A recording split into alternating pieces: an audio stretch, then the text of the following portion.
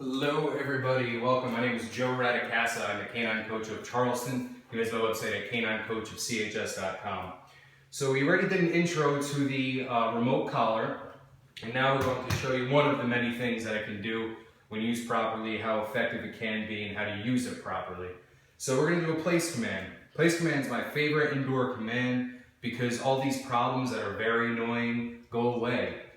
Dogs don't rush the door when they execute a place command well. They don't look for food in the dishwasher as you're loading it. They don't bother you at the dinner table when they're executing a place command well. So now the first step I would usually do is leash and prong collar on the dog. And I'll show you how it goes. Pretend I don't have a prong collar on him because Eli's a little bit past the prong collar stage. So this is how it would go. Let me make sure you can see.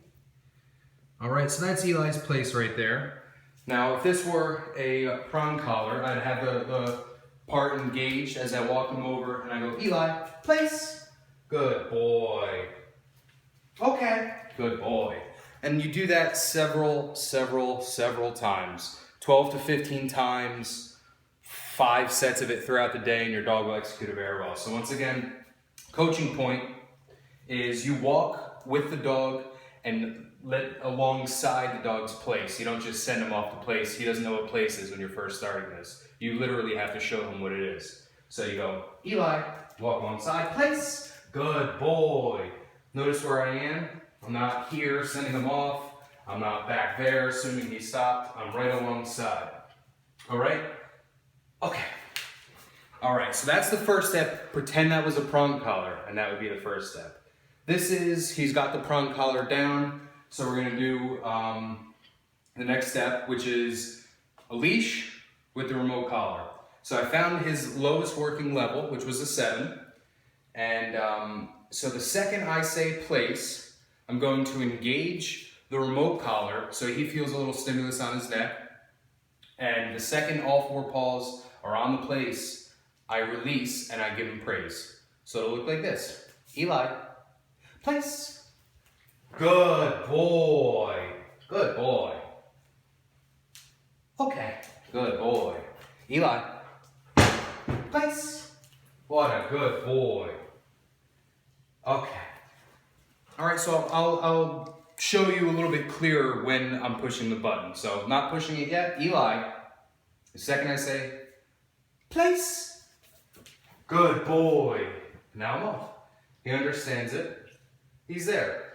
Now, to proof this, to proof the behavior, you add what I like to call 3 Ds. You add distractions, duration, and distance.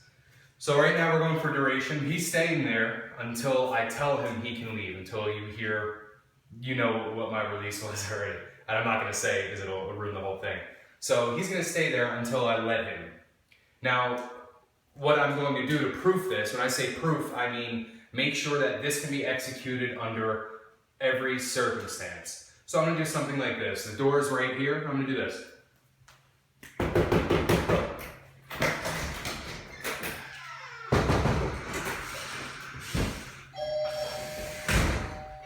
Good boy.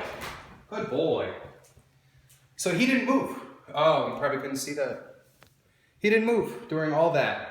So I opened the door, I closed the door, I knocked on some stuff, rang the doorbell, things that happen on a daily basis. You order Chinese food, the guy comes to deliver your food. Your dog should not be the official breeder. Your dog should be laying quietly in place, minding his or her own business. Just the way it is. I don't want to fight my dog to get my food. Dog stays in place.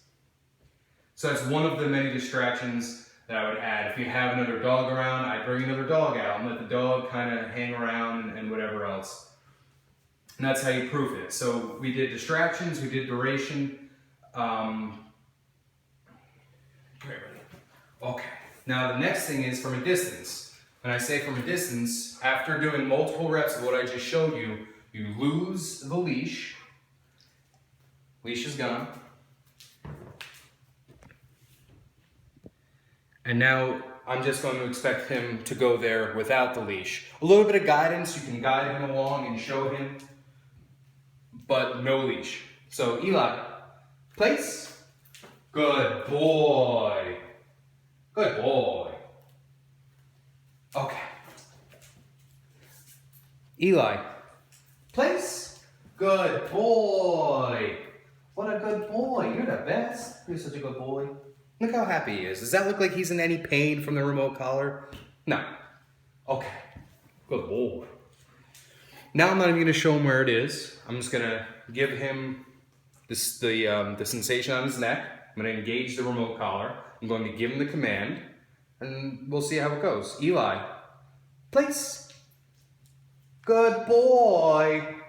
What a good boy. You're so good. Okay. Ooh, yeah. Eli, place. Good boy.